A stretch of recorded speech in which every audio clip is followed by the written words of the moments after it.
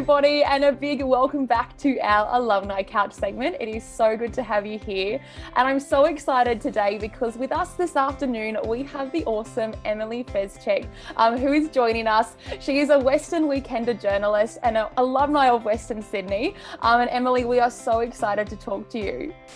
Yeah, thank you for having me here. So I am a local Penrith resident myself, and I'm also a journalist at the Western Weekender newspaper. So we are a independent local newspaper that covers everything within the Penrith local government area. Basically, anything that's happening, we want to know about it and we want to let you know about it. I finished high school in 2012, and I definitely was one of those people that had no idea what I wanted to do, and I felt the pressure of picking a career straight away out of school. And then I found journalism and I thought, I really like this, like I get to do writing. I think I've found what I want to do.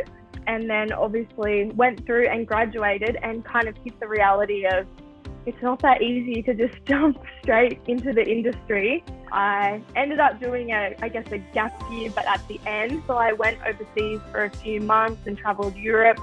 And I also did an internship at Glamour magazine in London and basically did unpaid work just to see if I wanted to go into magazines when I went home. But I really, thought there's nothing better than local journalism and starting in a town that I know and that I've grown up in. So the Weekender is obviously something that is, on your front lawn every week. So definitely thought I would try that, and the opportunity basically came up to get into it and start, and that kind of gave me my official first journalism job, which I'm still in, but I guess I'm moving up internally in the topics I cover. I am on the ground and I have to find my own interviews, sometimes take your own photos and things like that, so it's been a really good experience. Yeah. I mean, I think with, the communications degree, like there is the theory part of it, but it is very practical. So, your assignments, sure, they're assignments, but they're, writing a feature article, which I still do today.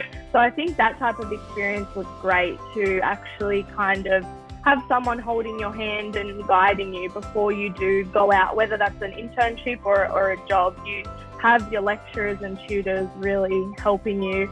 And I think just the connections you make, I still contact, some of my lecturers. If I need a source of a university student to interview, I contact them and I say, do you have anyone that can help me out? Or do you know anyone from, your community? Because those connections, they're going to last forever. So when I had the opportunity to interview, the Prime Minister, Scott Morrison, that was probably a big one personally, kind of a journalist bucket list, to tick off. I guess the other thing is, obviously we're a community paper. So, we've had people who need more ramps because they're wheelchair users and things like that. And we have had to lobby the government or an organisation. And when you get a result to say, hey, you actually helped me out, you spread this story, and now, they're doing that for us.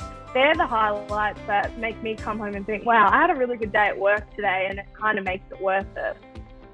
I would have to say the top bit of advice is internships and getting that real experience in the industry and soaking up as much as you can and learning as many skills as you can. I really think that is beneficial. Internships is great, and I think just diversifying your skills, because, when I graduated, I realized that journalism is always changing. I really think, no matter how far spanned your career is, kind of always working on improving your skills is definitely advice that I would give.